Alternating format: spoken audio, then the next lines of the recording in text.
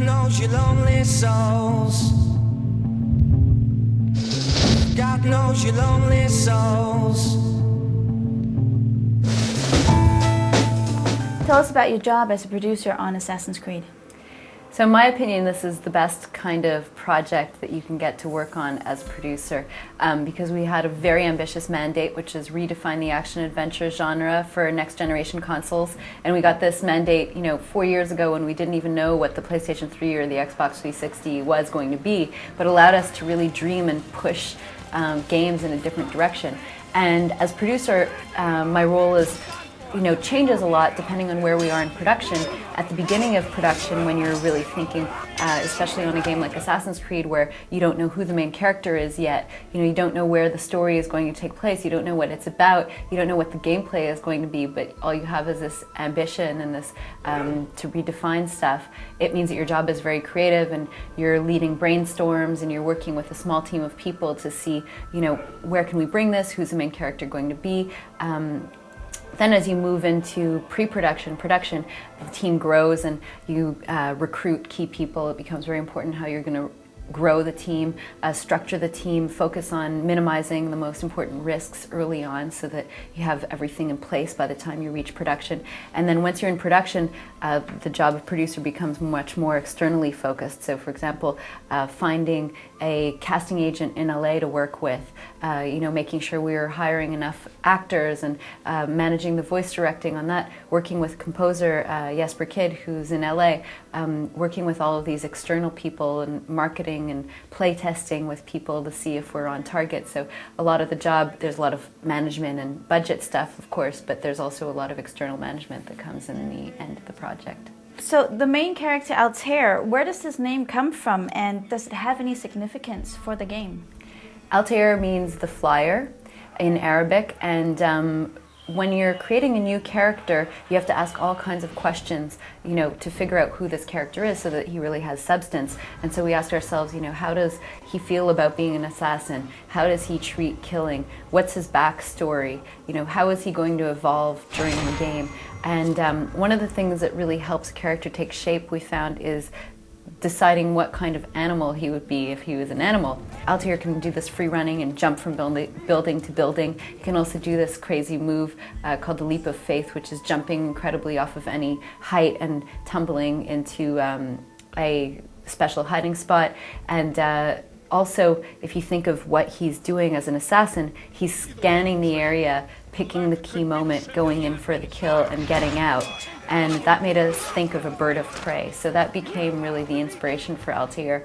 And we modeled all kinds of things off of him, the way he's perched when he's standing on rooftops, the way that his costume is made, so he has a hood that has this point and it kind of looks like a beak when you're looking at it sideways in the shadows. And so this really helped the characters stick together. And so the flyer makes sense for those reasons. A noticeable element of Altaïr's character is that his face is always hidden. Is there any secret behind his character that you want to share? Yes, Altaïr's face is always hidden. We wanted to have kind of a mysterious side to him. And also, if you're an assassin, it's probably in your best interest to not have too many people recognize you. So having this kind of hood is a good way to remain anonymous. But I think also it's interesting for gamers because, when you're playing a game, you kind of feel like the character becomes you. It's not Altaïr anymore doing those actions. It's, I'm going to do this, I'm going to go in and do this mission. And having someone whose face is hidden and is mysterious kind of makes that easier for players to become the character. Is Altaïr just a cynical, cold-blooded killer, or is there more to his personality than meets the eye? Altaïr is actually a hero, and we really wanted to take time to make sure that each guy that he's assassinating is really set up to be a bad guy. Like an arms dealer or a slave trader, someone who's really profiting from the war and responsible for the population suffering. And even though these guys are really terrible guys and you see them in these terrible situations, Altaïr still treats them with respect, and you can see he kind of feels bad about his job and also questions a little bit why he's being sent to do this and who these guys are. And that's kind of something that evolves as you play through the game. You see a different side to Altaïr and his transformation as he questions a bit more than just completing his missions. Well, that also takes me to the next question, and that is, how does Altaïr evolve through the game? So at the beginning, he's overly confident. Altaïr, he's a master assassin, and the Assassin's Creed is nothing is true, everything is permitted, and that was kind of the inspiration for a lot of things in the game. And at the beginning of the game, Altaïr thinks nothing is true, everything is permitted means that you can do whatever you want, and if you're skilled enough, you can just shift the situations to your favor. But then as he goes through these missions and questions who he is, and also he particularly has a failure at the beginning of the game, which is very humbling, he discovers that there's a different meaning to nothing is true, everything is permitted, and that's really at the core of his evolution. Considering the criticism you got at E3 this year, what have you done to improve the game? The thing that's a little bit strange is that even when you show a game 6 months before it's released, people expect it to be perfect.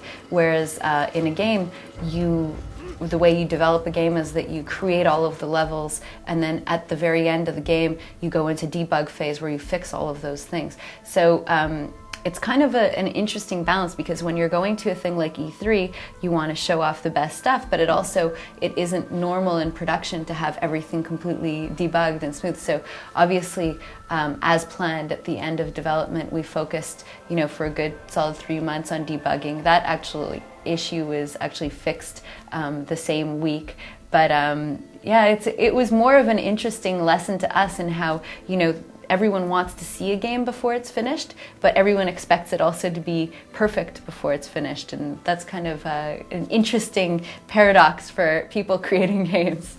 There's been some criticism that Assassin's Creed reminds more about Splinter Cell or Metal Gear Solid, just placed in a different environment. What do you have to comment on that?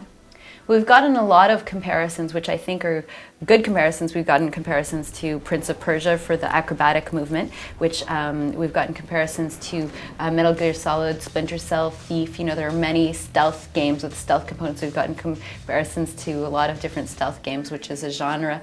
We've gotten comparisons to GTA because of the open sandbox elements and the fact that you can do missions in whatever order. We actually got comparisons even to Tony Hawk from a recent journalist, because of the feeling of running through these environments and trying to chain up the free running moves is kind of like chaining your like skateboarding moves. And so I think all of those things are great, because it kind of, since people are pointing out some similarities with many diverse games, I think it actually proves that we have something pretty new and different, and that people, no matter which game they see some similarities with their favorite games. So I think that's a really good sign for us.